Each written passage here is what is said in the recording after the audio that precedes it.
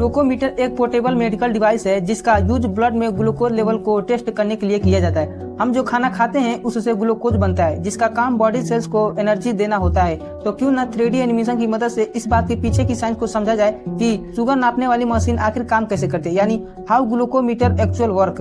Glucometer के working mechanism को अच्छे से समझने के लिए रियल लाइफ एग्जांपल लेके चलेंगे और उसके लिए मैं आपको मेरा ब्लड शुगर टेस्ट करके दिखाता हूँ। सबसे पहले मैं ग्लूकोमीटर के सॉकेट में टेस्ट स्ट्रिप को कुछ इस तरीके से लगा लिया और स्ट्रिप लगाते ही ग्लूकोमीटर ऑन हो गया। अब मैं अपनी फिंगर टिप जहाँ से मुझे टेस्ट के लिए ब्लड सैंपल लेना उसको अल्कोहल स्वैब से कुछ इस तरीके से डिसइंफेक्ट कर लूंगा। मैं फिंगर टिप से ब्लड निकालने के लिए स्पेन जैसी डिवाइस का यूज करूंगा जिसको लैंसेट होल्डर बोला जाता है। निडल को ग्रुप में सेट करने के बाद निडल के ऊपर लगी इस प्लास्टिक कैप को मैं घुमा के कुछ इस तरीके से हटा दूंगा।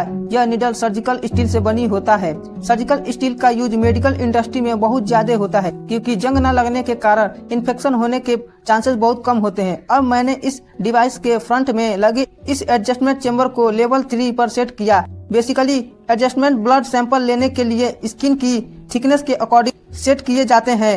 थिन स्किन वाले लोग इसको लेवल 1, 2, 3 सेट कर सकते हैं, अदरवाइज लेवल 4 to 7 यूज करेंगे।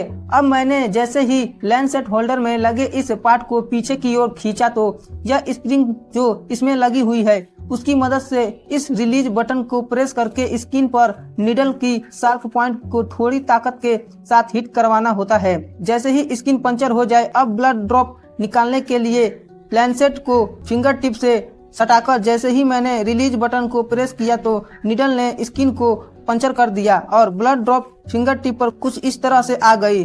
ग्लूकोमीटर में लगी इस स्ट्रिप को जैसे ही मैंने ब्लड ड्रॉप टच करवाया तो इस स्ट्रिप ने ऑटोमेटिक ब्लड को एब्जॉर्ब कर लिया और कुछ ही सेकंड में ग्लूकोमीटर इस LCD स्क्रीन में ब्लड शुगर का रिजल्ट आ गया। यहाँ समझने वाली बात यह है कि इस ग्लूकोमीटर ने कुछ ही सेकंड में यह सब कैसे कर लिया। इसके पीछे की साइंस को समझने के लिए पहले हमको इस स्ट्रिप को समझना होगा कि आखिर इस स्ट्रिप में ऐसा क्या है जो ब्लड में शुगर का लेवल बताने में हेल्प करता है। यह छोटी सी स्ट्रिप जो आप यहाँ देख रहे हो यह ब्लड शुगर टेस्ट करने के लिए यूज होने वाली डिवाइसेस में से सबसे इम्पोर्टेंट पार्ट है। ये कई थिन लेयर से मिलकर बनी होती है। हर एक लेयर का अपना अपना काम होता है। ब्लड शुगर टेस्ट में यूज होने वाली स्ट्रिप के इस एंड पर केमिकल कोटिंग होती है। इसका काम ब्लड को शो करना और ब्लड में मौजूद ग्लूकोज के साथ रिएक्शन के बाद ग्लूकोज को इलेक्ट्रिक करंट में कन्वर्ट करना होता है। जैसे ही मैंने अपने फिंगर टिप पर लगे ब्लड ड्रॉप से ग्लूकोमीटर में लगी इस स्ट्रिप को टच करवाया तो यह टॉप लेयर में लगी स्पॉन्ज की हेल्प से ब्लड सैंपल को शो कर लिया गया। इसके बाद यह मिडिल लेयर ने ब्लड सैंपल को फिल्टर करके इसके नीचे बने रिएक्शन चेंबर तक पहुंचा दिया। यह जो अगली लेयर आप देख रहे हो यहाँ पर ब्लड के साथ स्ट्रिप पर लगे एंजाइम रिएक्ट करते हैं। जैसे ही फिल्टर ब्लड इस लेयर में आया तो यहाँ पर लगे ग्लूकोज ऑक्सीडेट एंजाइम ने ब्लड में मौजूद ग्लूकोज के साथ रिएक्ट किया और इस रिएक्शन की वजह से ग्लूकोनिक एसिड क्रिएट हुआ। फर्दर यह ग्लूकोनिक एसिड स्ट्रिप पर लगे एक और एसिड फेरोसाइनाइड से रिएक्ट करके फेरोसाइनाइड क्रिएट करेगा। अब इस स्ट्रिप में सभी रिएक्शन की वजह से इलेक्ट्रिक करंट जनरेट हुआ। रिएक्शन के बाद जनरेट होने वाले करंट को स्ट्रिप की बॉटम लेयर पर गोल्ड और पैलेडियम कोटेड सर्किट से ग्लूकोमीटर में लगे सेंसर रिसीव करते हैं। यहाँ पर करंट को कंप्यूटर चिप्स की हेल्प से न्यूमेरिकल रीडिंग में कन्वर्ट करने के बाद ग्लूकोमीटर की LCD स्क्रीन पर मेरा ब्लड शुगर टेस्ट का रिजल्ट आ गया।